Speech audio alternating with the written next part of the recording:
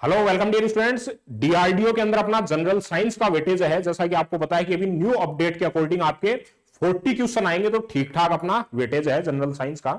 General science को आपको कैसे कवर करना है, जो कोर्स के स्टूडेंट हैं उनको यूटिलाइजेशन कैसे करना है लेक्चर्स का, तो उसके बारे में डिस्कशन करते हैं।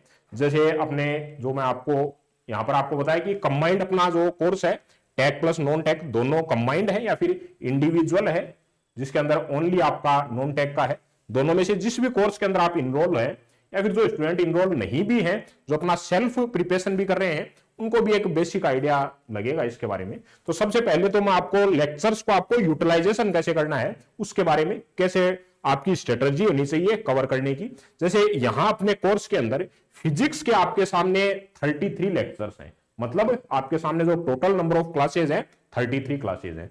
केमिस्ट्री के लिए 19 लेक्चर हैं, और इनके अंदर से टोटल अपना जितना भी जनरल साइंस का अपना यहां पर पार्ट है, जितना भी कंटेंट है, मैं बोलूंगा कि 40 out of 40।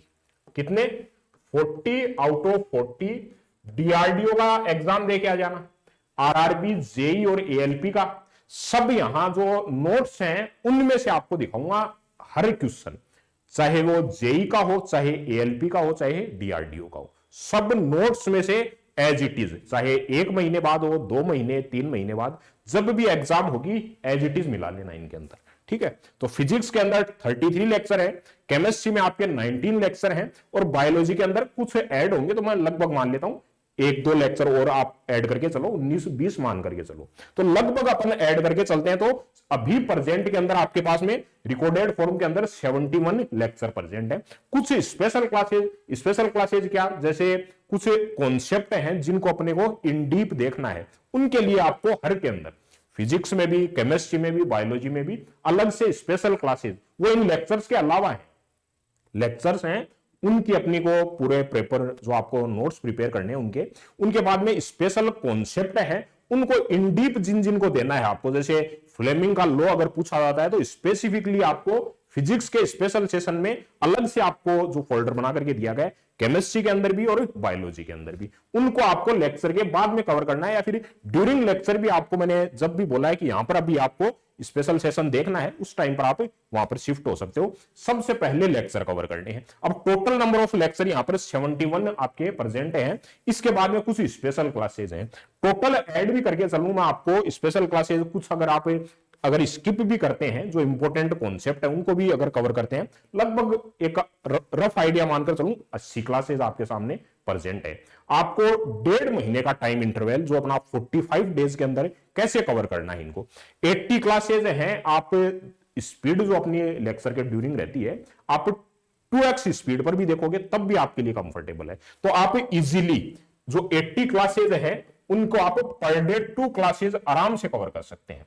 2 classes per day easily cover कर सकते हैं। ये कब बता रहा हूं, जब आप नोट्स लिखते हैं उस टाइम पे मुश्किल से आपको 30 to 35 मिनट, लगभग आधे घंटे का लेक्चर मानकर चलो, कंप्लीट आपने 45 मिनट एवरेज लेक्चर की जो अपनी ड्यूरेशन है, 2 क्लासेज एक दिन के अंदर नोट्स के साथ में कवर कर सकते हो। कौन?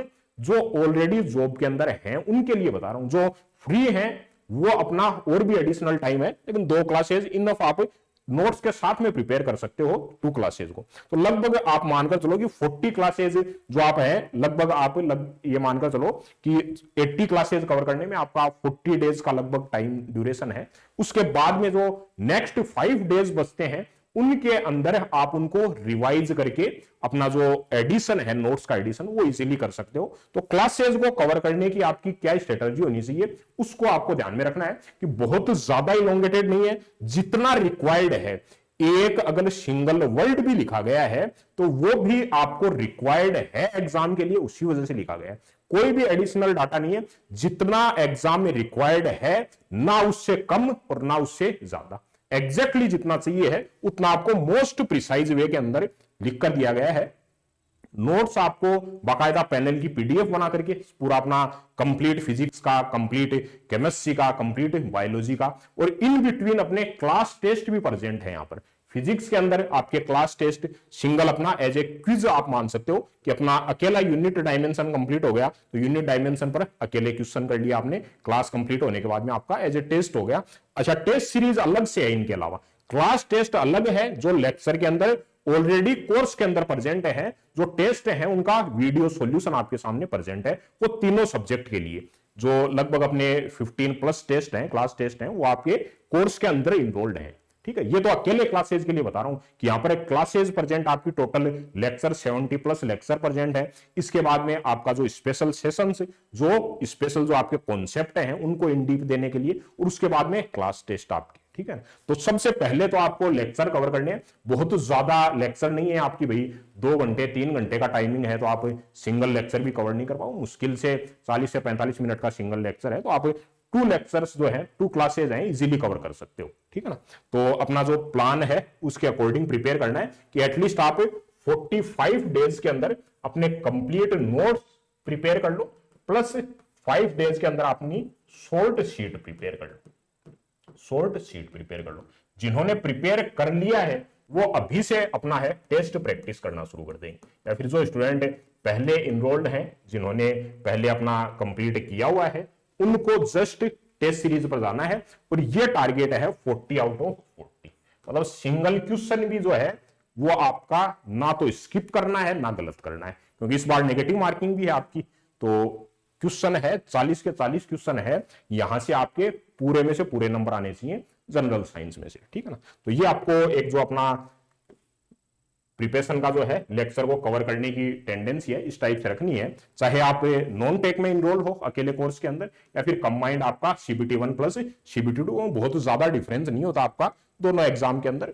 जो DRDO की प्रोसेसिंग है जल्दी रहती है, तो एज फास्ट एज पॉसिबल है आपको अपना ज्यादा टाइम डिले नहीं करना है, और जितना एज फास्ट एज हो सके अपने नोट्स प्रिपेयर करने हैं, और उसके बाद में MCQ प्रैक्टिस करनी है। ठीक है, ओके, थैंक यू डियर।